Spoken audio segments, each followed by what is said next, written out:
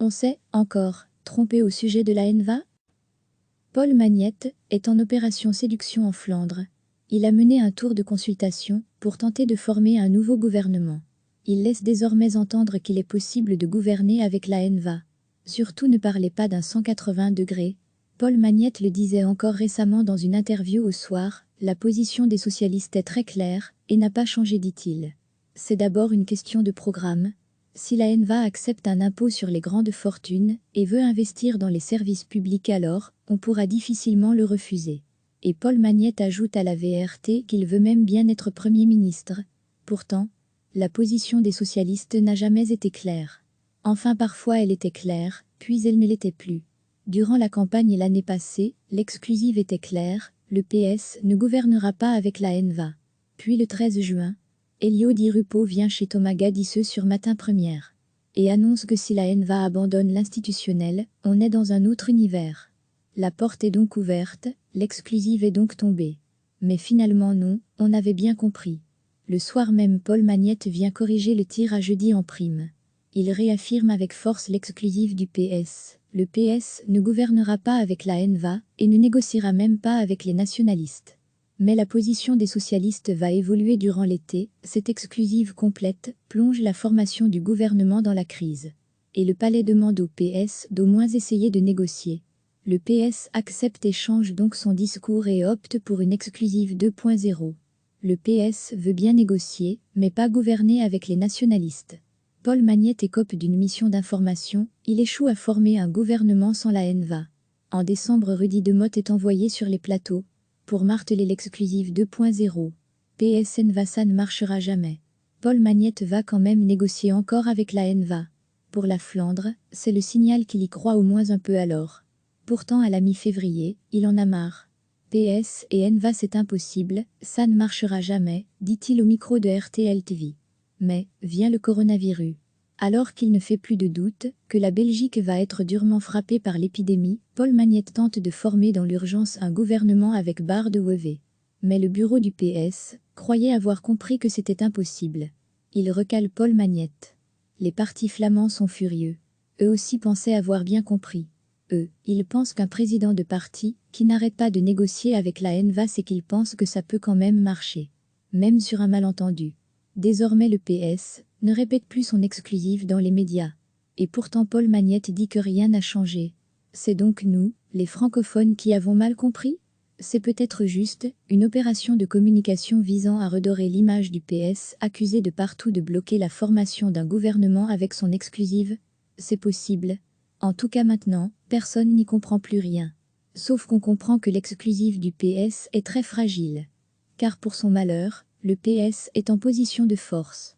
Il est politiquement incontournable, il est renforcé dans ses fondamentaux étatiques par la crise du coronavirus, les contraintes budgétaires semblent s'envoler, les partenaires flamands sont affaiblis par des sondages catastrophiques qui montrent que le Vlaam Belang et la PTB rafleraient la mise en cas d'élection. Enfin, la Haine-Va est désormais persuadée que si elle ne va pas au pouvoir au fédéral, elle mordra la poussière. Bref, avec cette équation, le PS pourrait bien négocier un accord de gouvernement très favorable pour lui. Oui, mais alors l'exclusive contre la Haine-Va? Si le changement de discours du PS signifie un vrai changement de stratégie, ce qui n'est pas certain, il va falloir expliquer ça aux francophones. Charles Michel avait essayé en avant s'être trompé au sujet de la Haine-Va. Il s'en est mordu les doigts au moment du pacte de Marrakech. L'électeur francophone n'a pas pardonné à Charles Michel. Et ça, Paul Magnette le sait, puisqu'il a tout fait pour que Charles Michel ne soit pas pardonné. Aujourd'hui, il est bien embêté.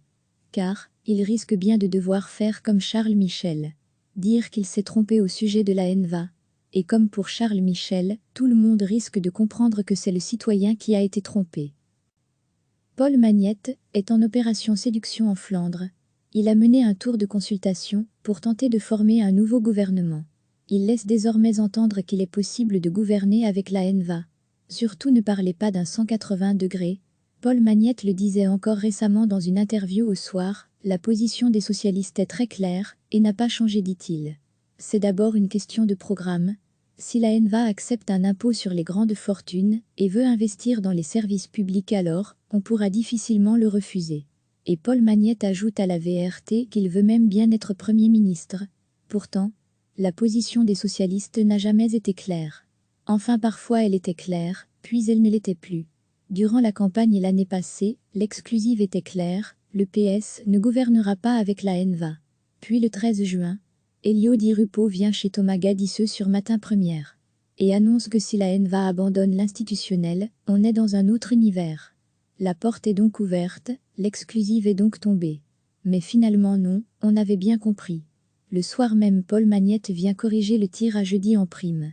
Il réaffirme avec force l'exclusive du PS. Le PS ne gouvernera pas avec la NVA et ne négociera même pas avec les nationalistes. Mais la position des socialistes va évoluer durant l'été, cette exclusive complète plonge la formation du gouvernement dans la crise. Et le palais demande au PS d'au moins essayer de négocier. Le PS accepte et change donc son discours et opte pour une exclusive 2.0. Le PS veut bien négocier, mais pas gouverner avec les nationalistes. Paul Magnette écope d'une mission d'information, il échoue à former un gouvernement sans la NVA. En décembre, Rudy Demotte est envoyé sur les plateaux pour marteler l'exclusive 2.0.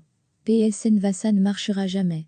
Paul Magnette va quand même négocier encore avec la NVA. Pour la Flandre, c'est le signal qu'il y croit au moins un peu alors. Pourtant à la mi-février, il en a marre. PS et NVA c'est impossible, ça ne marchera jamais, dit-il au micro de RTL TV. Mais, vient le coronavirus. Alors qu'il ne fait plus de doute que la Belgique va être durement frappée par l'épidémie, Paul Magnette tente de former dans l'urgence un gouvernement avec Bart De Wever. Mais le bureau du PS croyait avoir compris que c'était impossible. Il recale Paul Magnette. Les partis flamands sont furieux. Eux aussi pensaient avoir bien compris. Ils pensent qu'un président de parti qui n'arrête pas de négocier avec la NVA c'est qu'il pense que ça peut quand même marcher. Même sur un malentendu. Désormais le PS ne répète plus son exclusive dans les médias. Et pourtant Paul Magnette dit que rien n'a changé. C'est donc nous, les francophones qui avons mal compris ? C'est peut-être juste une opération de communication visant à redorer l'image du PS accusé de partout de bloquer la formation d'un gouvernement avec son exclusive ? C'est possible. En tout cas maintenant, personne n'y comprend plus rien. Sauf qu'on comprend que l'exclusive du PS est très fragile. Car pour son malheur, le PS est en position de force. Il est politiquement incontournable, il est renforcé dans ses fondamentaux étatiques par la crise du coronavirus, les contraintes budgétaires semblent s'envoler, les partenaires flamands sont affaiblis par des sondages catastrophiques qui montrent que le Vlaam Belang et la PTB rafleraient la mise en cas d'élection. Enfin, la NVA est désormais persuadée que si elle ne va pas au pouvoir au fédéral elle mordra la poussière. Bref, avec cette équation, le PS pourrait bien négocier un accord de gouvernement très favorable pour lui.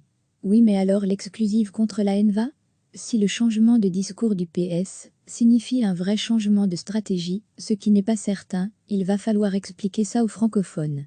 Charles Michel avait essayé en avant s'être trompé au sujet de la NVA. Il s'en est mordu les doigts au moment du pacte de Marrakech. L'électeur francophone n'a pas pardonné à Charles Michel. Et ça Paul Magnette le sait, puisqu'il a tout fait pour que Charles Michel ne soit pas pardonné. Aujourd'hui il est bien embêté. Car, il risque bien de devoir faire comme Charles Michel. Dire qu'il s'est trompé au sujet de la NVA. Et comme pour Charles Michel, tout le monde risque de comprendre que c'est le citoyen qui a été trompé. Cliquez sur s'abonner pour recevoir les dernières nouvelles.